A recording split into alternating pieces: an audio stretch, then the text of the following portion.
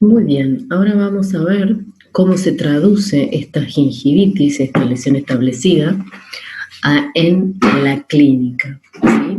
En la clase anterior, como vimos un montón de eventos histopatológicos que suceden en el conectivo subyacente y ahora vamos a ver cómo estos se van a traducir en la clínica.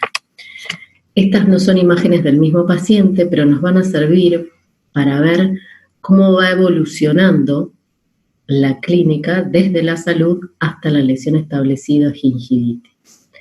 En la primera foto vamos a ver un cuadro compatible con salud, donde observamos este color rosa coral.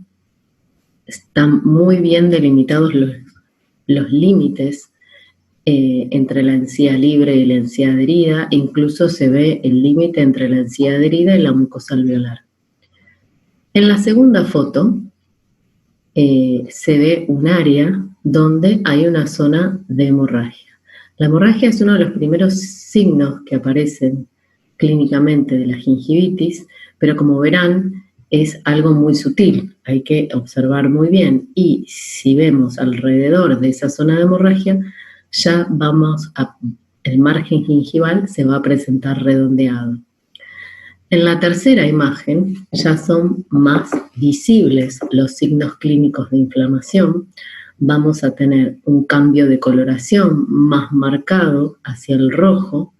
Vamos a tener nuestro margen gingival que ya no tiene esa terminación de filo de cuchillo, sino que está redondeado. Y también por la pérdida de queratinización del epitelio externo, estos tejidos ya no se van a observar opacos como en la primera foto, sino que los vamos a observar brillantes. En la última foto ya es bien marcado el aumento de volumen. Vean cómo la papila interdentaria en la segunda y en la tercera foto pierde esa forma piramidal característica, y el aumento de volumen debido al edema subyacente hace que tanto la papila como la encía libre invadan la corona clínica.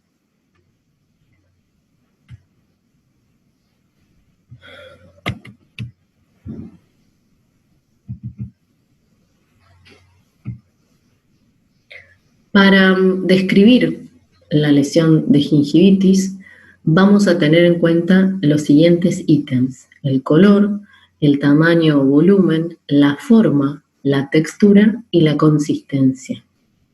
El color, como dijimos anteriormente, va a variar del rosa coral que describíamos en salud a un color más rojo o rojizo. Esto es debido al edema subyacente en el conectivo. Tenemos vasodilatación y tenemos la formación de neocapilares, entonces este color va a ser mucho más rojizo. Con respecto al tamaño o volumen, también debido a la edema subyacente en el conectivo, vamos a tener un aumento de volumen hacia coronal de nuestra encía libre. Recuerden que en estos casos, esta encía libre, por este aumento de volumen hacia coronal, puede invadir la corona clínica. La forma, el margen gingival va a estar redondeado, ya no va a terminar en filo de cuchillo, y recuerden que la encía libre hacía como un festoneado alrededor de las piezas dentarias. Este festoneado también se pierde. En cuanto a la textura, en salud describimos el puntillado característico como cáscara de naranja.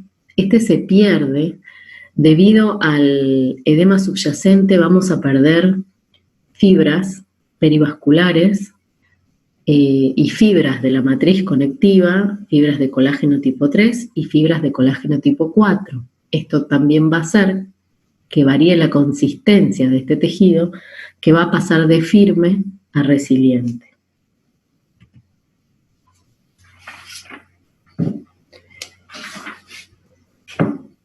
La gingivitis es una lesión que va a dar signos y síntomas exclusivamente en el periodonto de protección. Recuerden entonces que vamos a utilizar para describir el color, la forma, la textura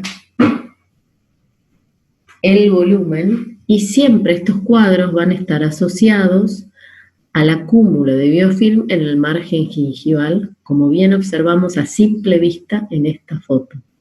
Pero vean que el color está alterado, que ya la papila pierde su forma piramidal característica, y estos tejidos, de verse opacos, se empiezan a ver brillantes. Y la expresión clínica de esta gingivitis va a variar de un paciente a otro e incluso puede variar dentro de la misma boca. En este paciente, que también tiene una gingivitis asociada a biofilm, están más exacerbados el aumento de volumen y el cambio de coloración, pero siempre los signos y síntomas se van a mantener en el periodonto de protección y siempre va a estar asociado al acúmulo de biofilm en el margen gingival. ¿Qué pasa a nivel del surco cuando tenemos la lesión establecida o gingivitis? El surco va a aumentar su profundidad. Recuerden que debido al edema subyacente, nuestra encía libre va a aumentar su volumen hacia coronal. Entonces, el surco se va a transformar en una bolsa. La profundización patológica del surco debido al acúmulo de biofilm en el margen gingival se va a denominar bolsa. Entonces, va a ser importante a partir de ahora cuantificar la profundidad de este surco y para eso vamos a utilizar este instrumental que se denomina sonda periodontal. En este caso vamos a usar una sonda tipo Marquis que está milimetrada cada 3 milímetros. Entonces, para recordemos que el surco va a ser el espacio delimitado por, de un lado vamos a tener una pared dura, que está dado por la pieza dentaria, hacia el exterior va a estar delimitado por una pared blanda, que en este caso va a ser el epitelio interno del surco, y hacia apical va a estar delimitado por el epitelio de unión. Si nosotros tomamos la medida de este surco, desde el margen gingival hasta donde penetra la sonda, en salud este surco va a medir de 1 a 3 milímetros. En salud, la sonda ingresa aproximadamente hasta la mitad del epitelio de unión, debido a que las células más coronales no tienen esa cohesión necesaria para frenar el paso de la sonda, y sí lo tienen las células medias del epitelio de unión, donde hay mayor concentración desmosomal. Entonces, este surco, en presencia de biofilm, va a aumentar su profundidad debido a la migración coronal de nuestro margen gingival por el edema subyacente. Y la vamos a denominar bolsa falsa. Además de los cambios visuales que vimos hasta ahora y la presencia de una bolsa falsa, la gingivitis asociada solo a biofilm se va a caracterizar también por la hemorragia, la presencia de hemorragia. Esta hemorragia se va a producir por la ulceración del epitelio interno del surco. Si recordamos lo que vimos anteriormente con los eventos histopatológicos que suceden en el conectivo subyacente, recordemos que uno de los primeros mecanismos que tiene el epitelio interno del surco de protección es el aumento en la descamación. A su vez, luego se va a dar una acantopapilomatosis que va a dejar áreas de este epitelio interno muy delgadas que se ulceran al pasaje de la sonda, provocando una hemorragia característica de este tipo de lesiones. Entonces, la gingivitis asociada solo a biofilm, va a tener hemorragia. Esta hemorragia puede ser espontánea o puede ser con el paso de la sonda o puede ser luego del paso de la sonda. La hemorragia la vamos a anotar en la historia periodontal como presencia o ausencia. No la vamos a magnificar como hacemos con el surco. No interesa si sangra mucho o si sangra poco, sino que esté presente o no esté presente.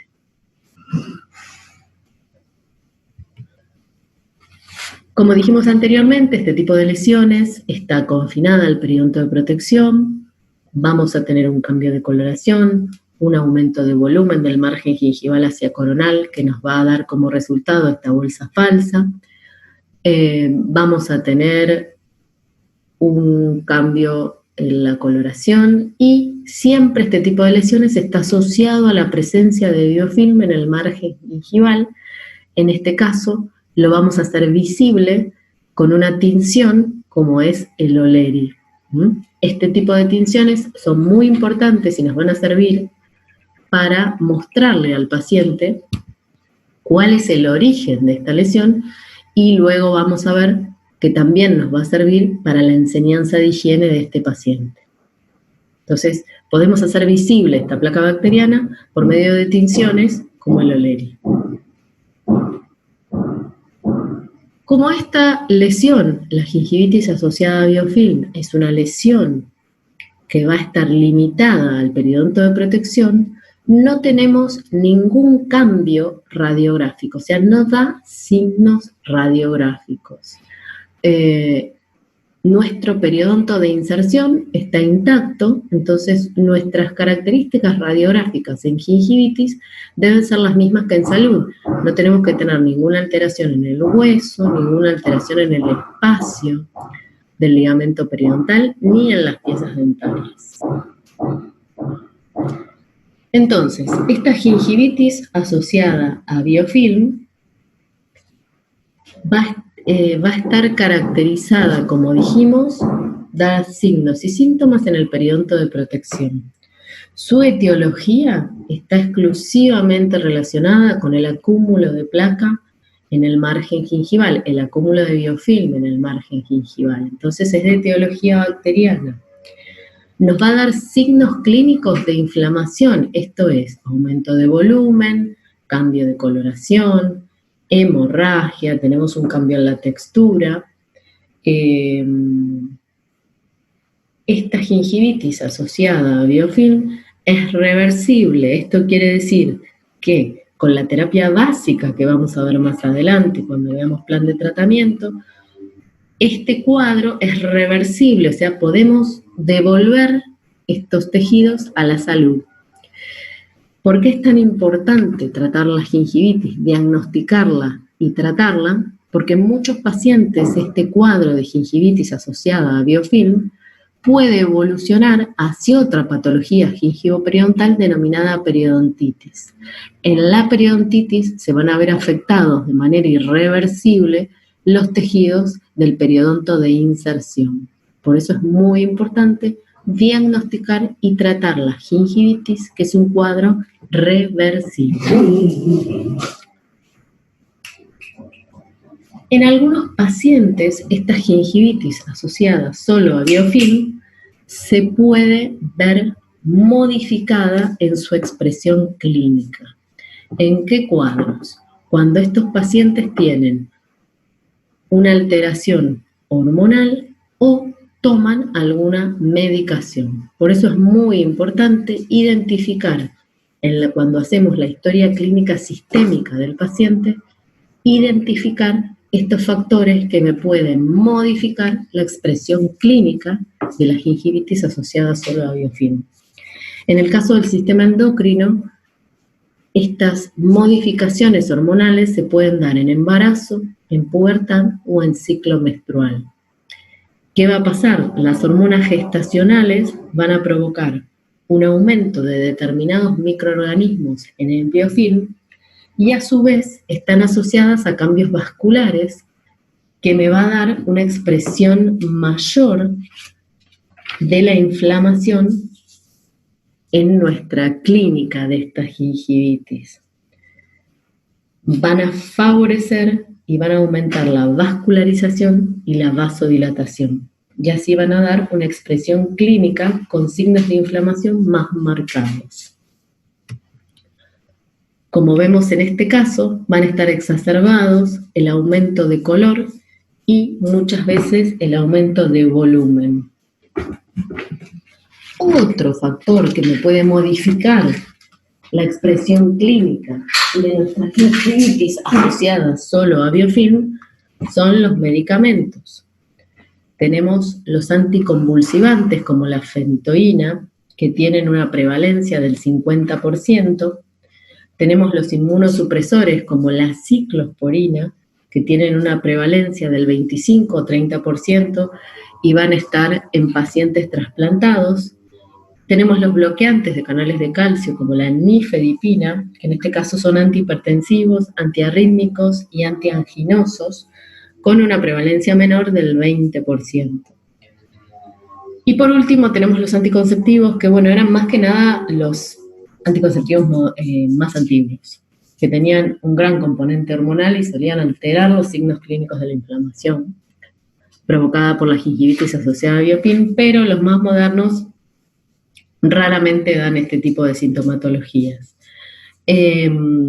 Por supuesto que esto va a estar relacionado con hace cuánto tiempo que el paciente toma la medicación y insisto que es muy importante identificar estos factores que nos pueden modificar la expresión clínica de la gingivitis asociada a biofilm cuando confeccionamos la historia clínica sistémica del paciente. Ahora, estos medicamentos van a actuar de otra manera. Estos medicamentos actúan a nivel de la homeostasis del tejido conectivo, actuando sobre los fibroblastos gingivales y aumentan la síntesis de matriz intracelular. Entonces vamos a ver otro tipo de cuadros, ¿sí? Por supuesto, van a variar entre un paciente y otro e incluso puede provocar variaciones dentro de la boca, pero en este tipo de pacientes, en esta gingivitis asociadas a biofilm modificadas por medicamentos, vamos a ver mayor aumento de volumen, pero estos aumentos de volumen van a ser más fibrosos. Se van a provocar lo que denominamos agrandamientos gingivales, y estos cuadros, a su vez, van a provocar más acúmulo de biofilm. Entonces, es como que se va autoalimentando este cuadro. Al paciente es muy difícil eliminar el biofilm que se acumula en estos agrandamientos gingivales. Entonces, vamos a tener gingivitis asociadas solamente a biofilm, con las características que vimos al comienzo de la clase. Todas estas gingivitis asociadas a biofilm, ya sean modificadas por medicamentos o por hormonas, tienen en común que los signos y síntomas están confinados al periodonto de protección y no van a dar ningún tipo de signo o alteración radiográfica. Recordemos que estas gingivitis asociadas a biofilm, si no las tratamos, en algunos pacientes, como vamos a ver en la próxima clase, pueden desarrollar otra enfermedad que se denomina periodontitis, donde ya vamos a tener alteraciones irreversibles en nuestro periodonto de inserción.